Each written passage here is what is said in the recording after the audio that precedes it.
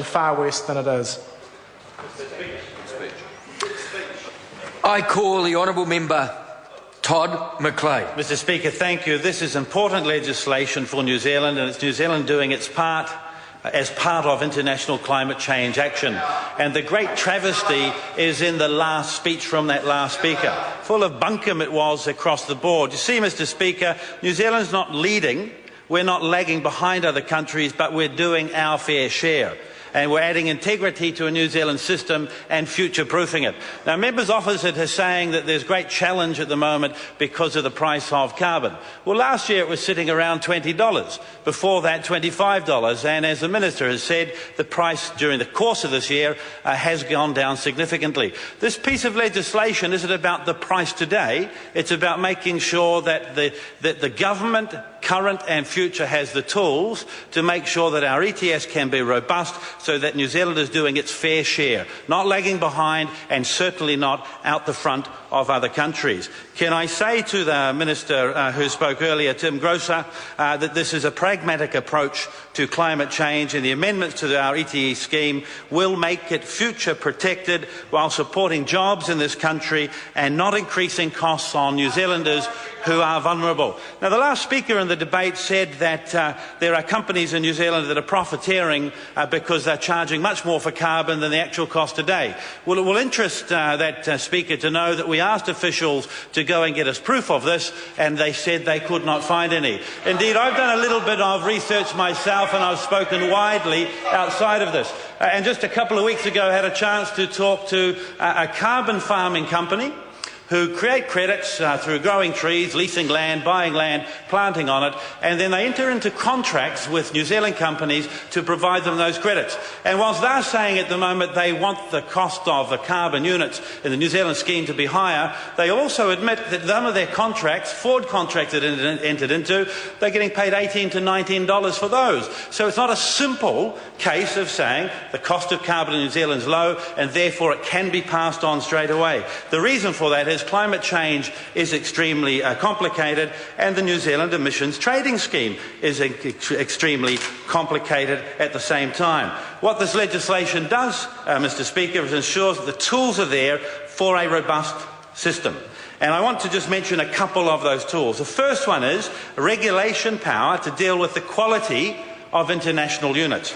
And already this government has banned some international units that we viewed as not being environmentally robust. Research was done, some good scientific basis was found, and they were excluded.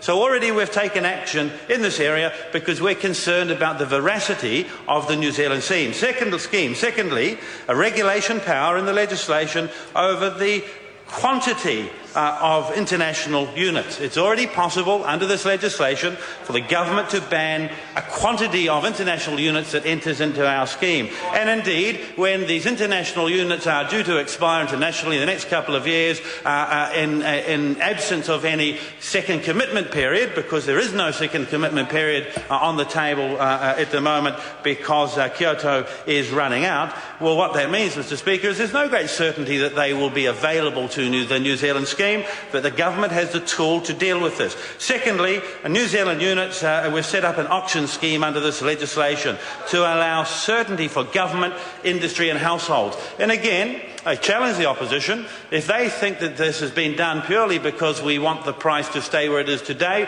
rather than a fair market price, then they're fooling themselves. It's not about the challenges on a day-to-day basis that we have around this. It's about what's happening for the scheme overall and making sure the tools are there. We've allowed offset of pre-1990 forests to allow better productivity on land, important for jobs and for our economy.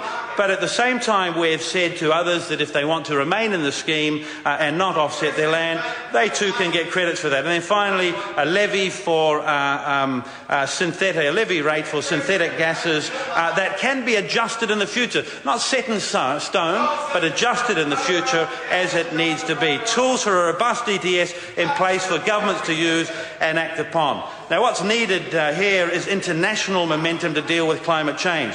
New Zealand certainly has a role to play, and this legislation is our part of that. But for the sake of jobs and income in New Zealand, we must only do our part, and all countries of the world must reach agreement, because it doesn't matter, Mr. Speaker, actually, for the sake of the world's climate, what we do in New Zealand, unless other large developing countries also play their part, then actually the world's economy, the world's environment will continue in the direction it has been going. I want to touch on two last points before I finish my intervention. Around agriculture, Mr. Speaker. Now, we've heard from the opposition that unless agriculture is put into this scheme, then consumers of the world will turn their back on New Zealand and New Zealand produce. Well, that's absolute rubbish, because there's no country in the world that's included agriculture. So I challenge the opposition to tell us, where are these consumers going to go? Where are they going to go where they can see that any country is taking their concerns around climate change more seriously? Just in the last week or so, Daily Mail in the Daily Mail in the United Kingdom: buy New Zealand lamb and save the planet. The UN has come out with a report that says the carbon footprint of New Zealand agricultural produce is lower than all produce in the UK except onions. So we're doing our part, our farmers are doing our part, and the United Nations is recognising that. Mr. Speaker, to finish here, these changes will give increased certainty to participants by extending the way the scheme fundamentally operates until such time as comprehensive agreement is reached on a global scale. The government has indicated the ETS should be reviewed in 2015 following developments of a new global agreement. I say to the members opposite, they should be supporting this legislation, supporting new businesses and focusing on international agreement so all countries can do their fair share, rather than saying that we should be doing more than others and putting jobs and industry at risk and to the detriment of our economy. I commend this bill to the House. I call the Honourable